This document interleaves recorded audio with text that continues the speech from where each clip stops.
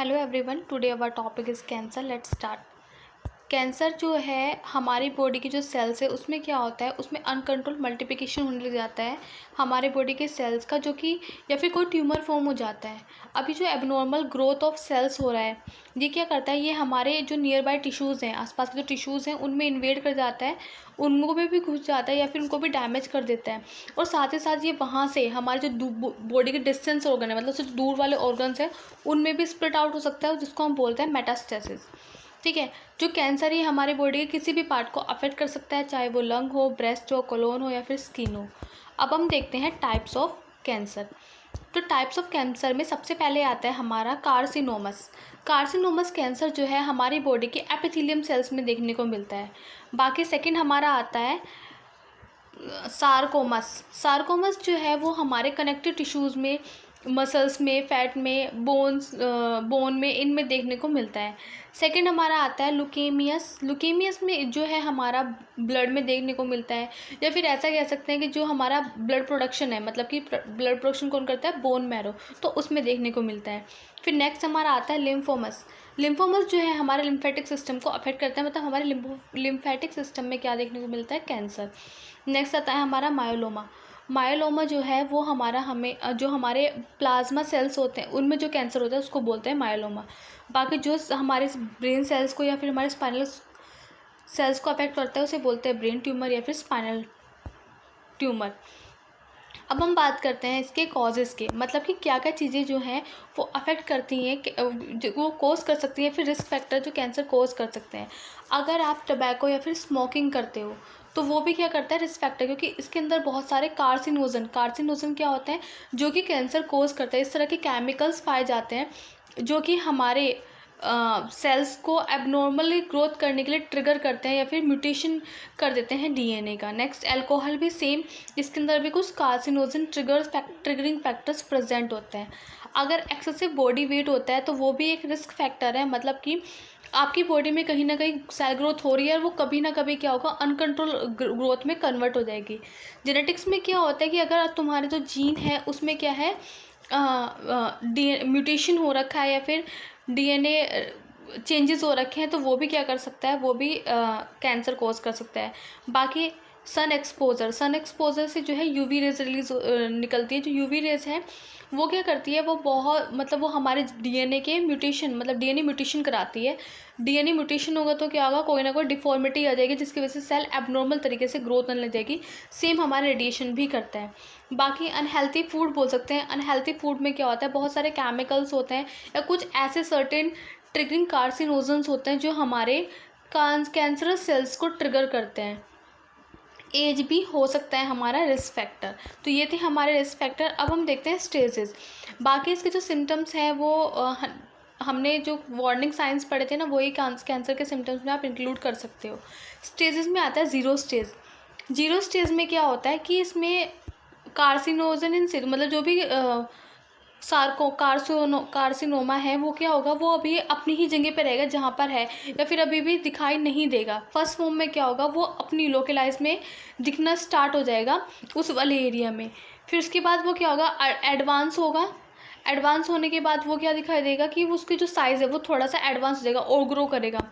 फिर उसका क्या होगा, जो एडवांस है वो और ज़्यादा, अभी स्टार्ट हुआ था अब वो और ज़्यादा एडवांस हो जाएगा। और उसके बाद क्या करेगा, मतलब जो आसपास के टिश्यूज़ हैं उनको डैमेज करना या उनमें इन्वेड होना स्टार्ट कर देगा।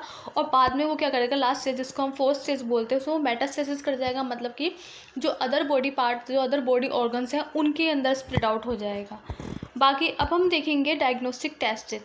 तो डायग्नोसिस टेस्टिस में सबसे पहले आता है complete blood count. Complete blood count मतलब सीबीसी से हम कैसे डिटेक्ट कर सकते हैं, तो हम एनीमिया चेक कर सकते हैं कि मतलब ब्लड अच्छे से बन रहा है, नहीं बन रहा, तो बन नहीं रहा तो क्यों नहीं बन रहा है ना। ल्यूकोसाइट से चेक करके, थ्रोम्बोसाइटोपिनिया, ये सब चेक करने के हमें पता लग सकता है।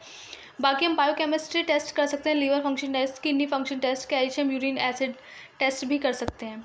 ठीक है। बाकी हमारे पास होता है ट्यूमर मार्कर। ट्यूमर मार्कर जो है ये हम एक पर्टिकुलर चीज़ के लिए पर्टिकुलर ट्यूमर मार्कर्स की हम डिटेक्शन करते हैं। हर एक पर्टिकुलर चीज़ का अपना खुद का ट्यूमर मार्कर है जो हमें आइडेंटिफाई करने में हेल्प करता है ट्यूमर को। ठीक है। नेक्स्ट आती है हमारे इमेजिंग स्टडीज, जिससे हम एक्सरे और अल्ट्रासाउंड कर सकते हैं, जो हमें स्क्रीनिंग में हेल्प करेगा। सिटी स्कैन हमारे जो है हमें डिटेल इवेल्युएशन देगा साइज़ का ट्यूमर की, कि वो कहाँ तक स्प्रेड हुआ है इस बारे में। ठीक है। पेट स्कैन से हम क्या कर सकते हैं, मेटास्टेसिस को डिटेक्ट कर सकते हैं और मेटाबॉलिक एक्टिविटी को भी डिटेक्ट कर सकते हैं। बाकी है मैमोग्राफी, जो है हमें ब्रेस्ट कैंसर को स्क्रीनिंग के लिए यूज़ करते हैं। एंडोस्कोपी कर सकते हैं, मतलब डायरेक्ट विजुअलाइजेशन कर सकते हैं हम ब्रोंकोस्कोप के थ्रू लंग्स में, है ना, कोलोन्स में, लैरिंजोस्कोप के थ्रू लैरिंग्स में, अदर और जितने भी ऑर्गन्स हैं उन सब में। बाकी हम सिस्टोलॉजिकल मतलब बायोप्सी कर सकते हैं। बायोप्सी में हम क्या करते हैं, ये तो पैप स्मीयर कर सकते हैं। पैप स्मीयर हम नॉर्मली हम किसके लिए करते हैं, सर्वाइकल कैंसर के लिए, ह्यूमन पेपिलोमा वायरस का फाइंड आउट करने के लिए। बाकी हम फाइन निडल एस्पिरेशन कर सकते हैं। ठीक है। कोर निडल बायोप्सी भी कर सकते हैं जिसको, ठीक है। और हम हिस्ट्रोपैथोलॉजी ये सब भी हम कर सकते हैं, जो कि हमें हेल्प करेंगे डायग्नोस करने के लिए कैंसर को। मॉलिक्यूलर जेनेटिक स्टडीज़ भी कर सकते हैं कि कोई जेनेटिक डिफॉर्मिटी तो नहीं होगी जिसकी वजह से कैंसर कोज हो रहा है, फिर कोई जेनेटिक म्यूटेशन तो नहीं हो गया है।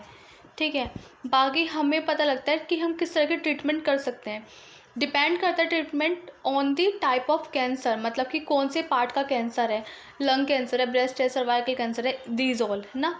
तो हम सर्जरी के थ्रू कर सकते हैं। ठीक है। सर्जरी के थ्रू क्या करते हैं, उस कैंसर को, उस ट्यूमर को क्या करते हैं, रिमूव आउट कर देते हैं।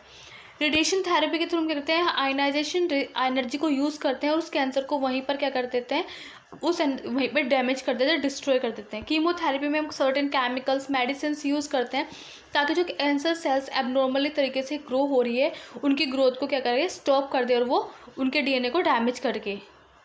इम्यूनोथेरेपी क्या करते हैं, हम इम्यूनो को इंक्रीज़ करते हैं कि वो क्या करे, जो एक्स्ट्रा सेल्स ग्रोथ हो रही है, एबनॉर्मल तरीके से ग्रो हो रही है, वो इम्यून सिस्टम क्या करे, उस एक्टिवेट हो और उनको डैमेज कर दे। हार्मोनल थेरेपी, जो सर्टेन हार्मोन्स की वजह से अगर कैंसर कोज हो रहा है तो उस वजह से हम देते हैं। टारगेट थेरेपी, पर्टिकुलर टारगेट, जिस चीज़ को जो हमारा टारगेट है हम उसी के लिए थेरेपी चलाते हैं। स्टेम थेरेपी ये हमारे बोन मैरो के लिए यूज़ की जाती है अगर बोन मैरो कैंसर है तो। बाकी हम प्रिवेंशन, तो हम क्या करेंगे, जो रिस्क के थे, हमारे रिस्क कोज हो रहे थे, उनको अगर हम छोड़ दें या उनको हम रिड्यूस कर दें तो हम क्या कर सकते हैं, कैंसर के रिस्क को बहुत हद तक कम कर सकते हैं। जैसे कि हमारा टबैको या फिर स्मोकिंग को अवॉइड करें, नहीं करें। ठीक है। अपने घर को स्मोक फ्री बनाएं। ठीक है। हेल्दी डाइट लें। ब्रेस्ट फीडिंग जो है वो मदर्स में क्या करती है, कैंसर को रिड्यूस करती है।